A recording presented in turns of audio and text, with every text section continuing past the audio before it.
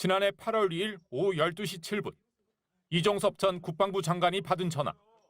윤석열 대통령이 개인 명의로 개통해 검찰 시절부터 써온 옛날 전화번호였습니다. 취임한 지 1년이 훨씬 지난 시점인데도 윤 대통령 개인 명의의 휴대전화로 국방부 장관에게 전화가 걸려온 겁니다. 전화를 건 사람이 누군지 알 수 없지만 윤 대통령 본인이거나 대통령과 가까운 인물일 가능성이 있습니다. 대통령에 취임하면 즉시 비화폰이 제공됩니다. 도청 가능성을 줄인 장비인데 다소 무거워 휴대가 불편한 것으로 알려져 있습니다. 별도의 업무용 휴대전화도 나옵니다. 이 역시 경호처가 수시로 보안을 점검합니다.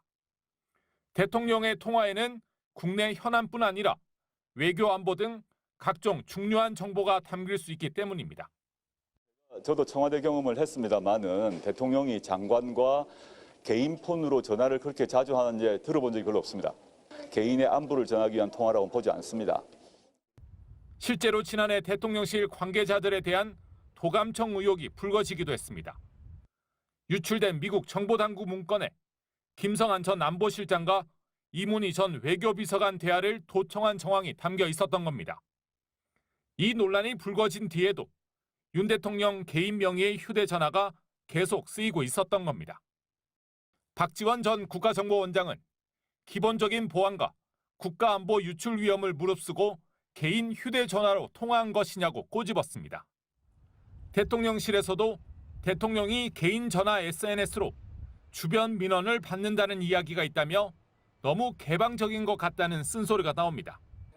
대통령실은 대통령과 국무위원 통화는 자연스러운 일이라고 밝혔습니다.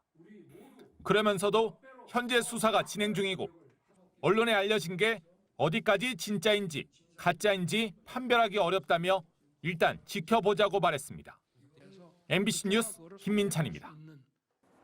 대통령실에 대한 도청은 건물 내부와 외부에서 모두 시도할 수 있습니다.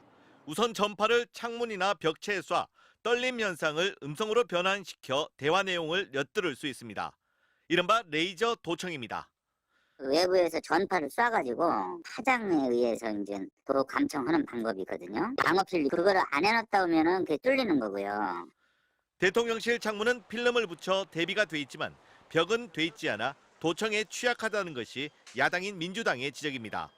더구나 대통령실 건물은 담 하나를 사이에 두고 주한 미군 기지와 붙어 있습니다.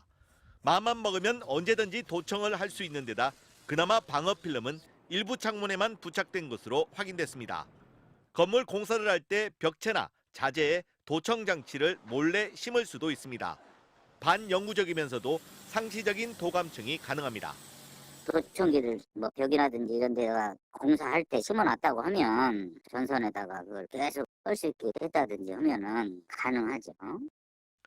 지난해 4월 용산 대통령실 리모델링 공사 현장. 작업자들이 출입구 옆으로 자유롭게 드나듭니다. 대통령실 직원들은 일일이 신분증을 찍고 들어가지만 외부인들은 별도 신분 확인 없이 출입하고 있는 겁니다. 이를 두고 당시 국회 국방위에서는 여야 의원을 막론하고 도감청 우려를 제기하기도 했습니다.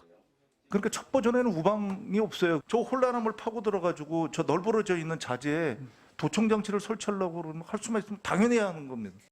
대통령 집무실 관련돼서 이제 보안 문제를 김병기 의원께서 말씀하셨는데 저도 좀 동의하고요. 외신 보도로 촉발된 이번 도감청 논란이 사실로 드러날 경우 졸속으로 청사를 이전했다는 비판은 더욱 커질 것으로 보입니다. MBC 뉴스 정도훈입니다.